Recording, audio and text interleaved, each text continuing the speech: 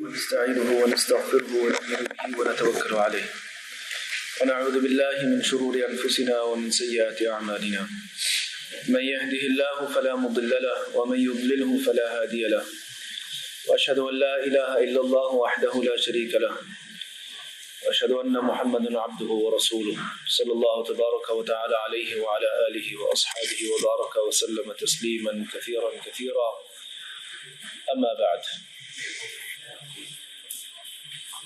قال الله تبارك وتعالى وما أمروا إلا ليعبدوا الله مخلصين له الدين حنفاء ويقيموا الصلاة ويؤتوا الزكاة وذلك دين القيمة صدق الله العظيم.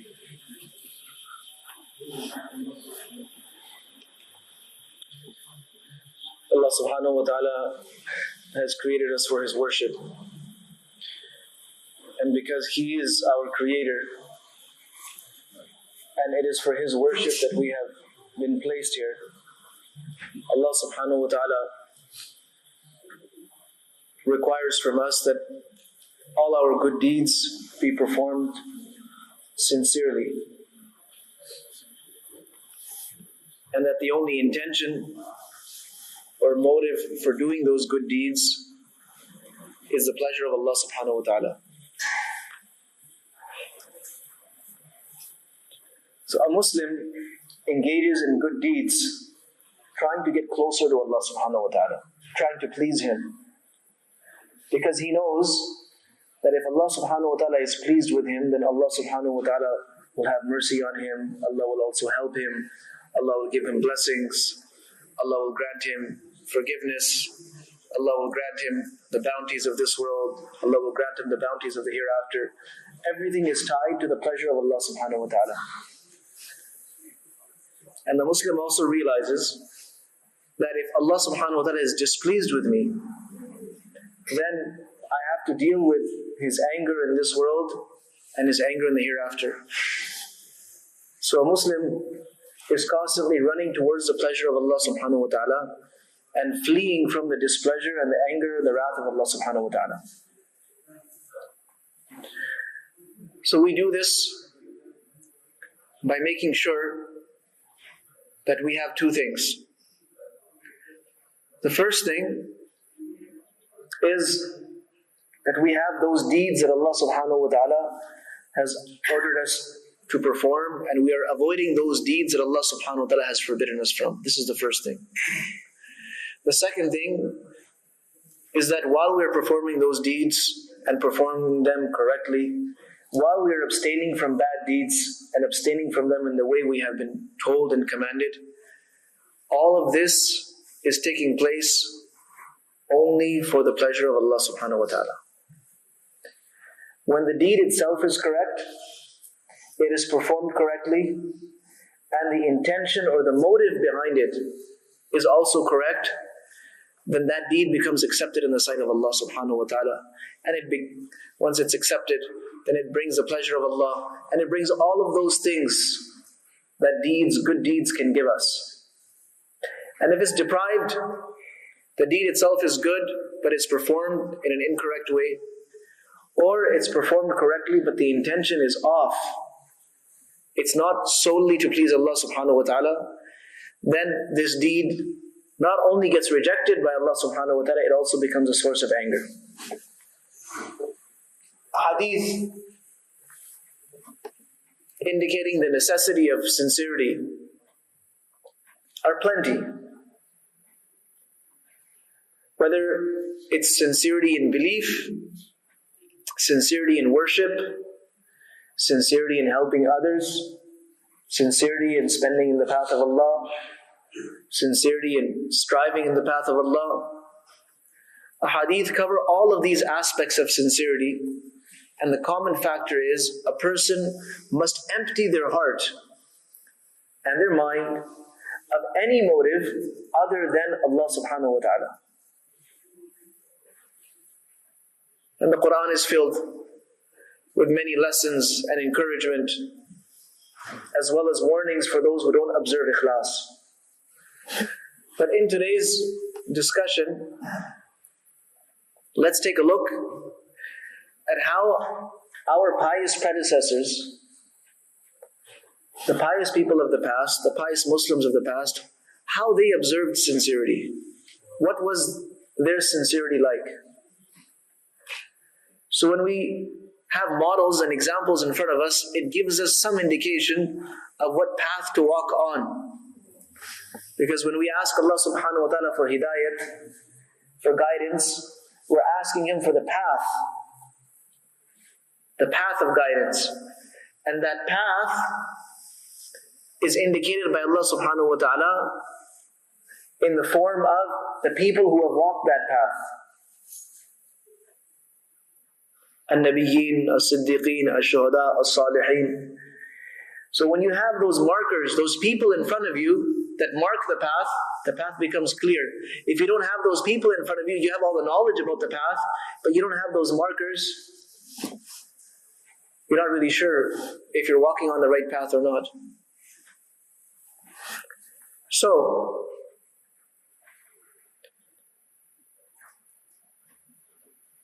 Ibrahim ibn Adham, rahimahullah, used to say that people in the past used to learn.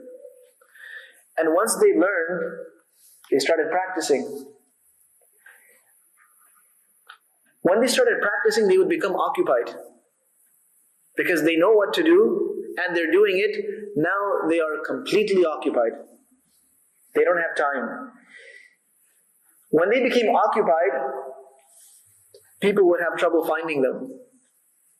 So people would go and search for them. The value has increased. They have knowledge, they have practice, and they are fully engaged in that practice. Now we need time from them. So they became sought after. People are chasing them around, following them around. And when people started following them around and looking for them, they would disappear. They would run away from it. Because they knew that if we engage with people, then it's going to take time away from our preoccupations of amal.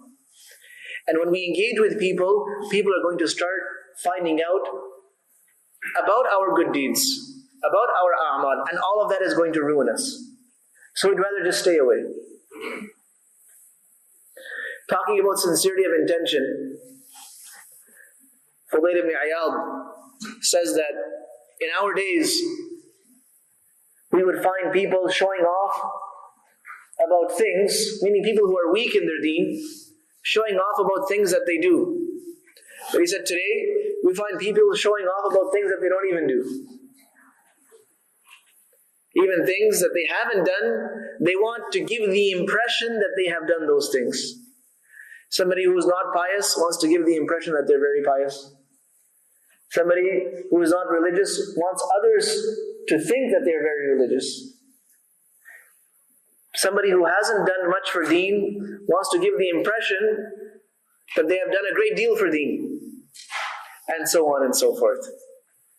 Talking about the sincerity of the past and the insincerity of today. Rabi' ibn Khuthaym is a tabi'i.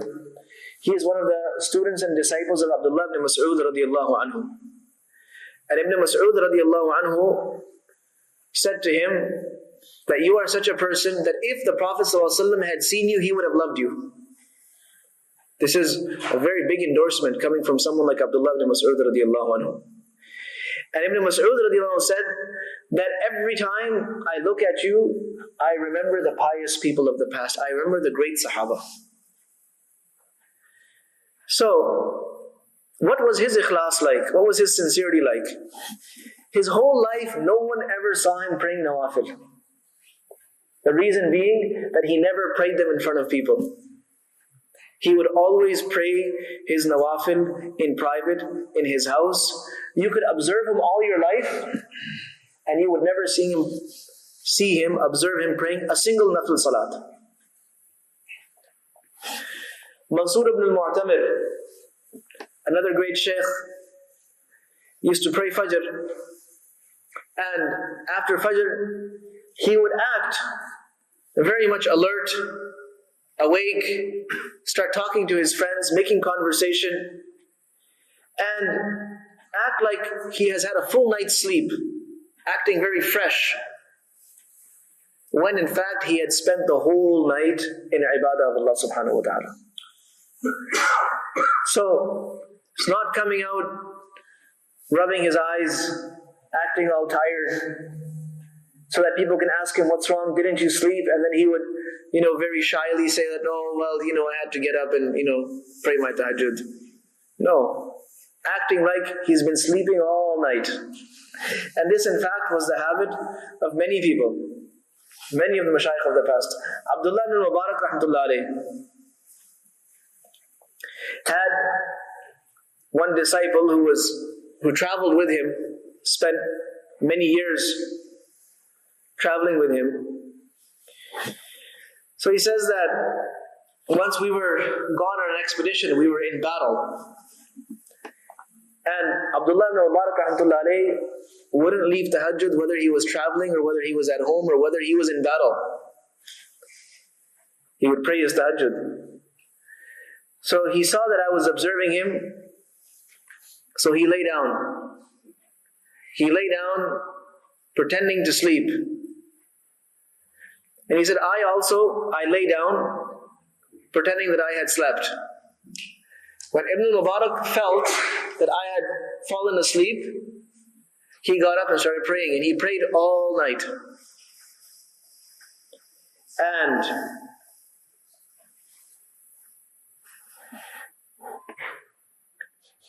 when Fajr time entered, I am there, I'm watching him all night. When Fajr time enters, he wakes me up as if I was asleep. And I said, I haven't slept either. I've been watching you the whole night. He said that he got so upset at this that he stopped talking properly to me. He was never as open with me or as friendly with me after that day. And I felt that he did not like the fact that someone knew about his own ibadat. He felt very much displeased that someone other than Allah subhanahu wa ta'ala knows about my ibadat. And he said he stayed like that, displeased with me until he left this world.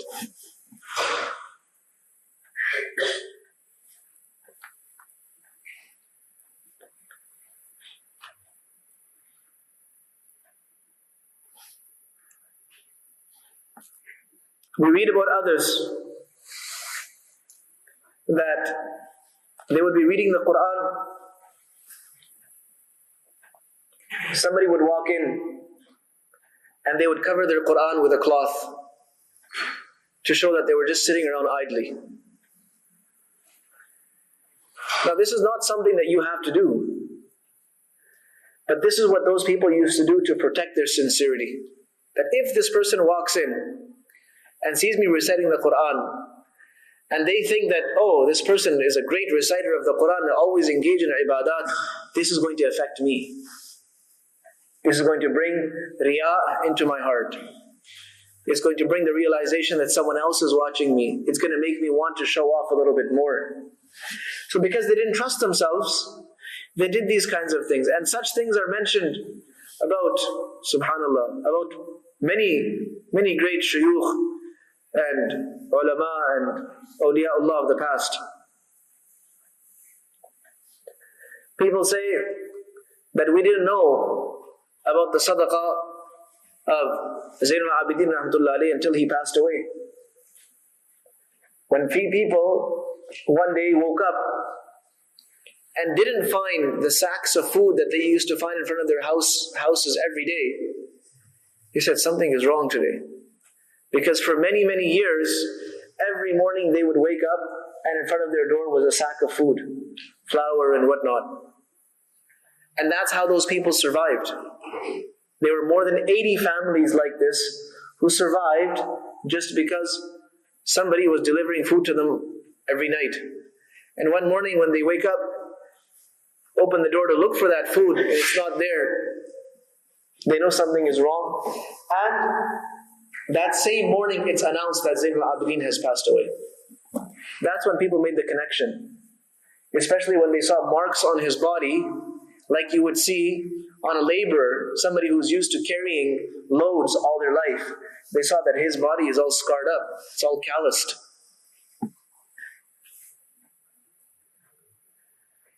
So it's one thing to do a deed. It's another thing altogether to preserve that deed and protect it. If we take a good deed, the deed could be perfectly fine, but we take it and we throw it at people, we show it to them, it loses its value in the sight of Allah subhanahu wa ta'ala. Inna Allah tayyibun la yaqbalu illa tayyib. Allah subhanahu wa ta'ala himself is pure, and He only accepts that which is pure. So our responsibility and duty, whenever we are doing a good deed, first of all, correct our intention. The second thing is that because shaitan is with us, he doesn't just let us go. He doesn't let us off the hook that easily. He is constantly working on us. We need to constantly be checking our intention. That's why these people were so secretive about their deeds. And this is not something that just the people of the past used to do.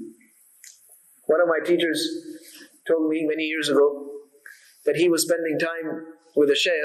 They were traveling somewhere, and he said, I could see, I was awake, I couldn't sleep, and the sheikh, he got up in the middle of the night, he saw that I was awake, so he pretended to go back to sleep. He covered his head with his sheet.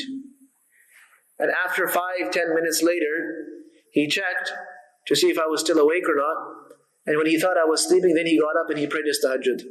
And before I could get up, he went and lay down again. Why are they going to these extremes and these troubles? Because they want these deeds to reach Allah subhanahu wa ta'ala unaffected. The moment we show people our deeds, it's no longer for the sake of Allah. When I say show, it means do it for the sake of showing them or displaying. Or after we've done a deed sincerely, we start talking about it in such a way that our ikhlas goes away.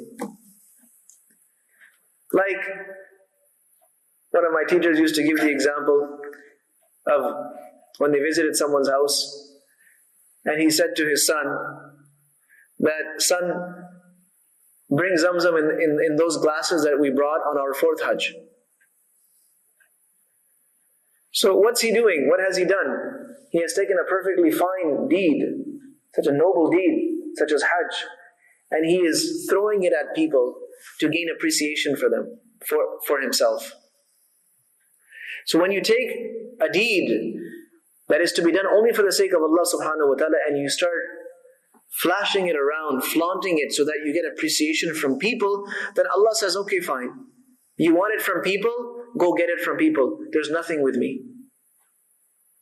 You will not get anything from me. And that's why hadith tells us that a person who did any deed for the sake of anyone other than Allah subhanahu wa ta'ala, on the Day of Judgment, Allah will say, well, go to so-and-so and get your reward. What are you coming to me for? I don't have any reward for you.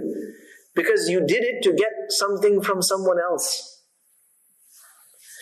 So that puts us in a very precarious and a very dangerous position. And ikhlas and sincerity is something that a person can never be content about.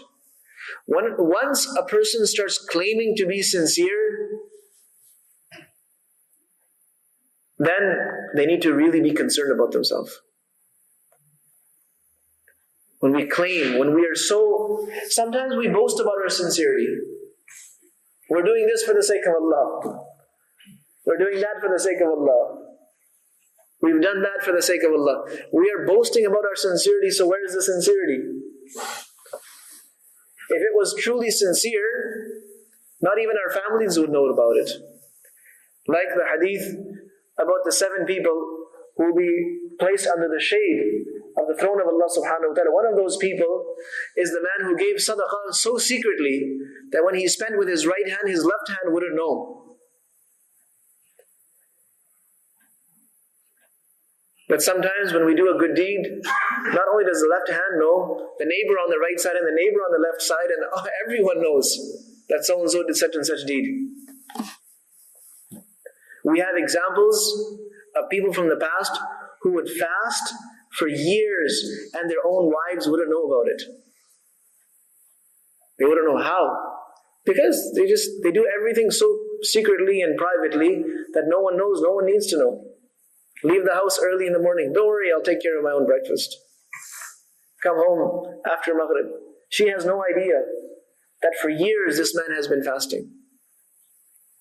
He does labor, he does work, has his business out in the morning, back in the evening. But such a high level of devotion. So whether it's fasting, whether it's giving sadaqah, whether it's tilawat of Quran, whether it's nafil salawat, whether it's dhikrullah, or whether it's doing the work of deen, these things should not become a token that we use to get something from people, to win the appreciation of people, or to try to get importance in the sight of others. These are not chips, they're not bargaining chips. These deeds are not things that are meant for people. They are very noble. And the greatness and the power of these deeds comes from the ikhlas. In one hadith, the Prophet ﷺ tells us that the help that descends on my ummah, it descends because of the weak ones amongst them, because of their du'as, and because of their ikhlas. They are weak, they know they will not get any recognition anyways. No one knows them, no one cares about them. So they're going and doing deeds with sincerity. No one to share with, no one to tell, and they're making dua. And with this sincerity, they're bringing down help not only upon themselves, but they're bringing down the help of Allah upon others as well.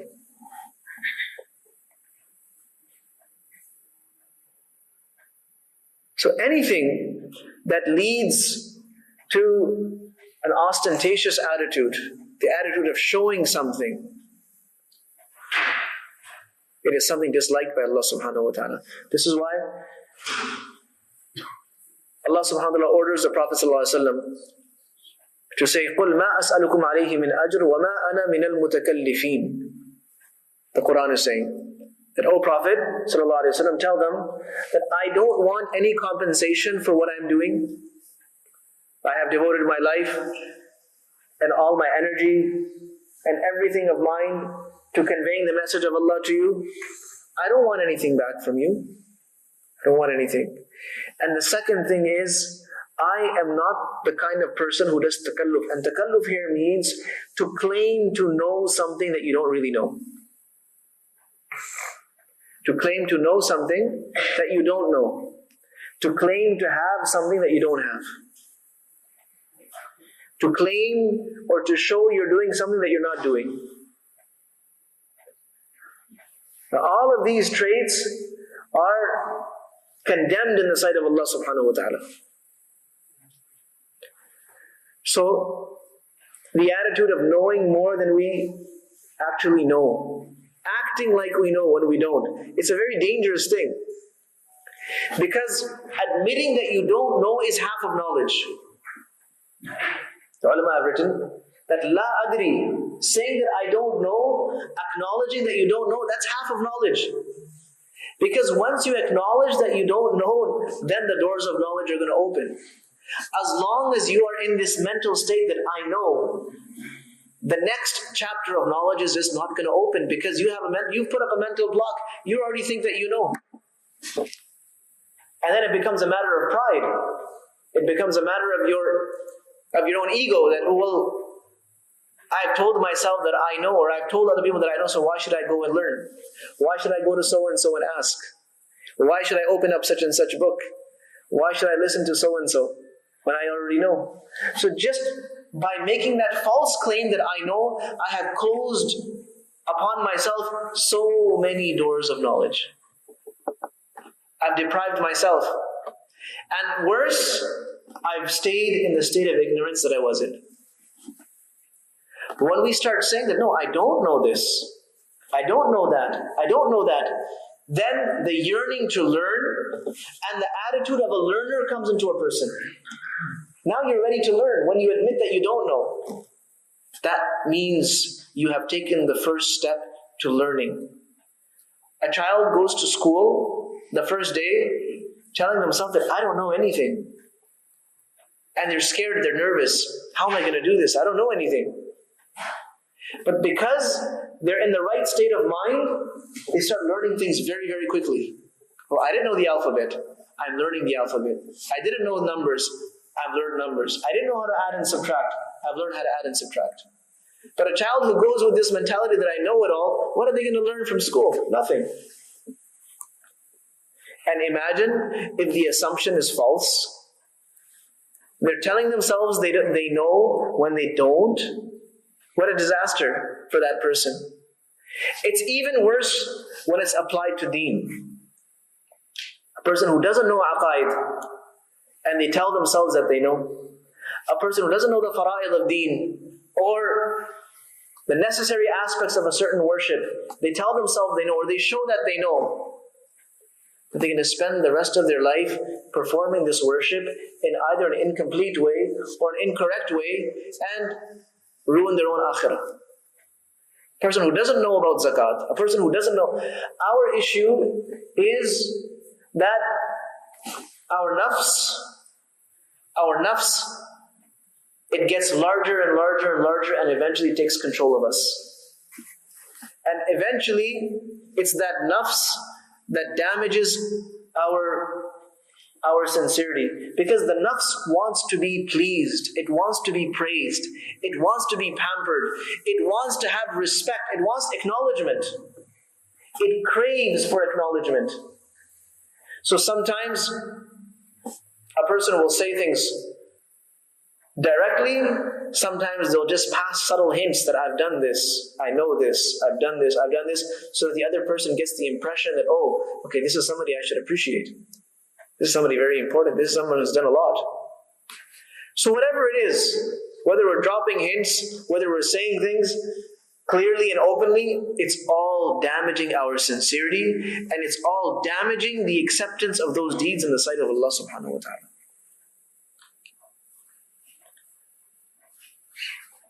And for us who have not gone through proper tarbiyah, who have not been trained or stayed in the company for a long time, the company of, of proper people, then our whole lives become just what we call showboating. Everything we do, it's just a display. And even the work of deen becomes just something to display. So we do it, we're happy that it's happening because we're going to get credit for it. And if something doesn't happen, we lose out credit. So we increase our efforts and keep doing things that will keep being attributed to us, and we'll keep getting credit for it. It'll make us look good. And to us, that will make us a more important person. This attitude, this premises is completely false. Because the moment we do that, we fall in the sight of Allah. And when we fall in the sight of Allah, we fall in the sight of people as well. It's when our actions get accepted by Allah subhanahu wa ta'ala that Allah will put importance for us, love for us, respect for us in the hearts of people. And that when it comes from Allah subhanahu wa ta'ala, nobody can take it away. So the formula of gaining respect is actually to rush to Allah subhanahu wa ta'ala, not to rush to people. When we rush to people, or we give away our deeds to people by showing them, by displaying them, Allah subhanahu wa ta'ala has nothing to do with those actions anymore. So, well, it wasn't for me, so I don't want it. The people cannot benefit from those actions. Maybe one or two people will praise this person, but eventually there is nothing for this person but disgrace. So ikhlas, sincerity, is what builds a person, it's what elevates a person, it's what raises a person. And the more a person will try to make their a'mal and their deeds sincere and pure for the sake of Allah subhanahu wa ta'ala, the higher Allah is going to elevate this person.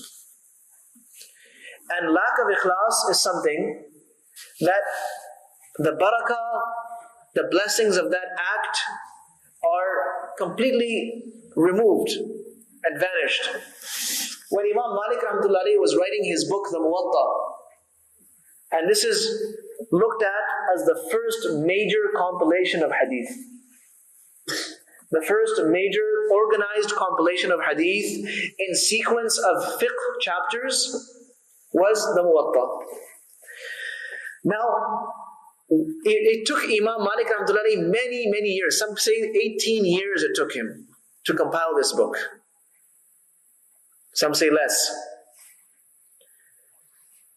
So while he's compiling it and taking his time, someone came to him and said, you know what? Someone else has also compiled a Muwatta. And it's already been written.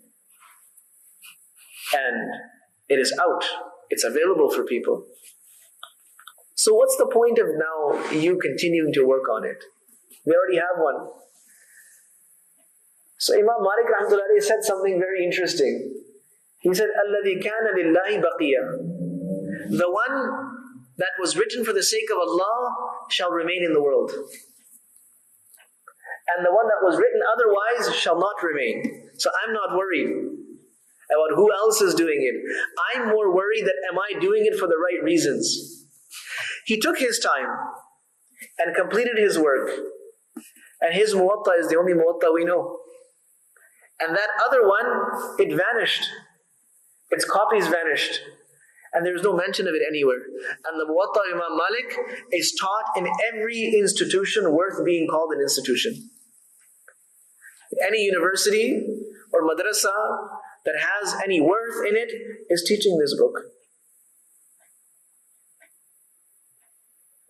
No system of Islamic education at higher levels can be complete without the Muwatta of Imam Malik.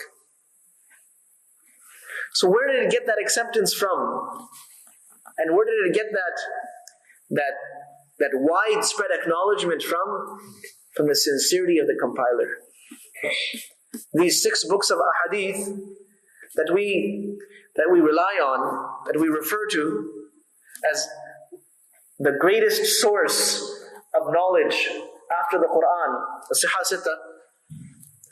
You have to look at the lives of the people who were behind it. And some time ago, we did a whole series on the lives of the compilers of these books, Imam Bukhari and Imam Muslim and Imam Tirmizi and Imam Abu Dawood and Imam Nasa'i and all the others, rahimahumullah. We spoke about them. These were not ordinary people.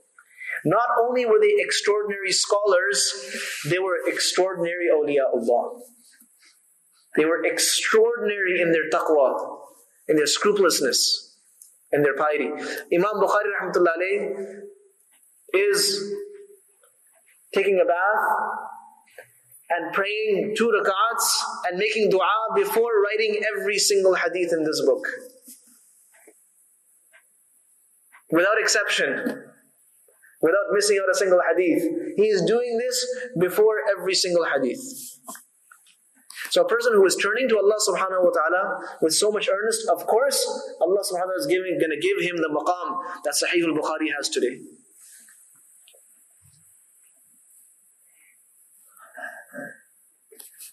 So, you and I need to reflect on the condition of our hearts.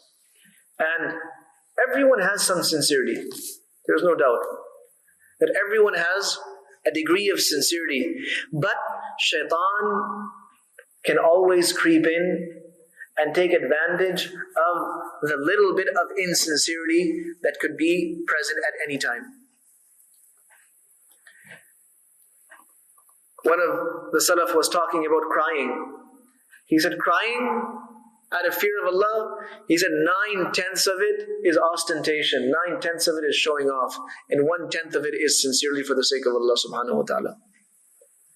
He said, if you can cry once a year with no one knowing about it, no one hearing it, no one seeing it, no one learning about it, if you can do that once a year, he said it's a lot.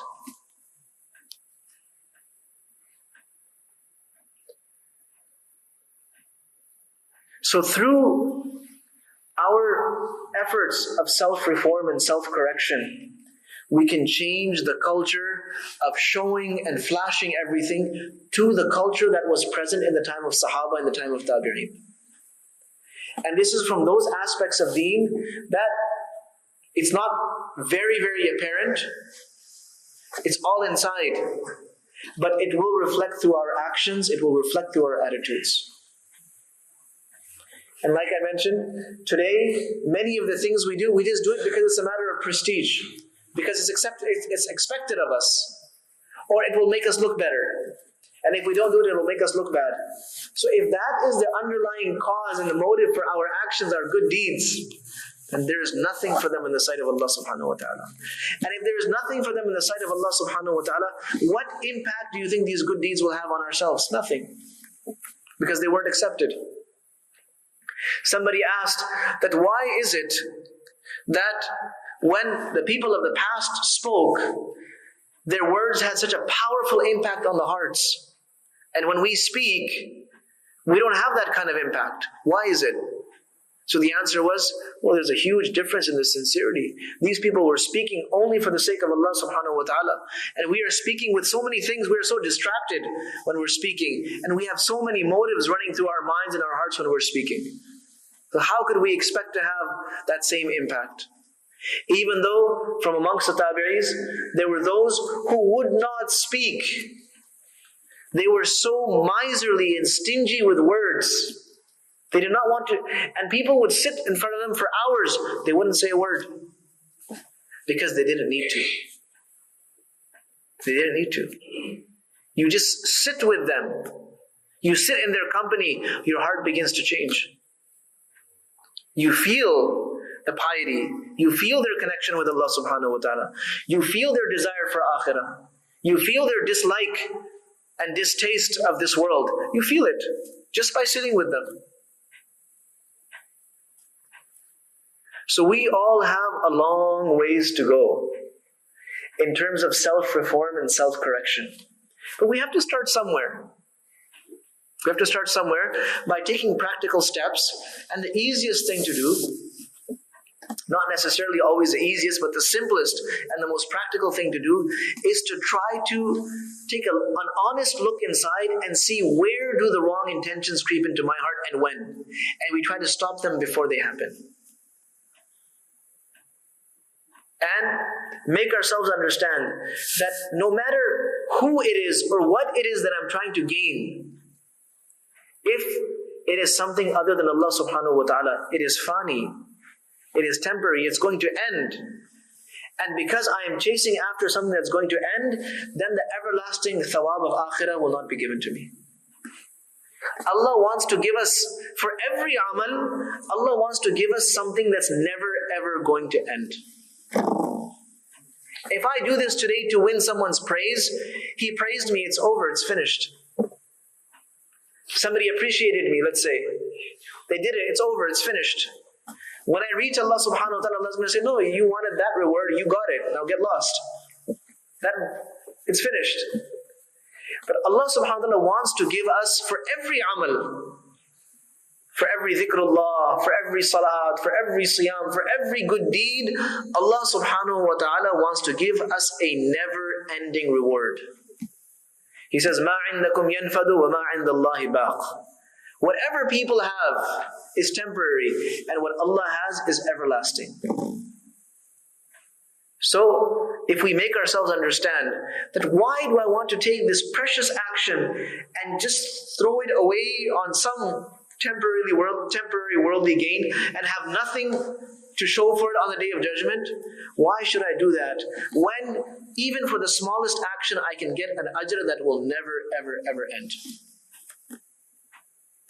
And thus the attitude of sincerity starts coming in, and we become more careful about why we do things and how we do things. And the culture of showing off our good deeds, of talking about our good deeds, it changes into a culture of people that are concerned about preserving their good deeds and making them reach Allah subhanahu wa ta'ala safe and sound. And this is something we all have to work on. May Allah subhanahu wa ta'ala make our hearts sincere, and may Allah subhanahu wa ta'ala enable us to do such acts that when we reach Allah subhanahu wa ta'ala, we find the complete ajr and complete thawab for all of those actions. And may Allah subhanahu wa ta'ala save us from those acts that when we reach Allah subhanahu wa ta'ala, there is no thawab for us. May Allah give us tawfiq and understanding. Wa akhiru da'wana alhamdulillahi rabbil alamin.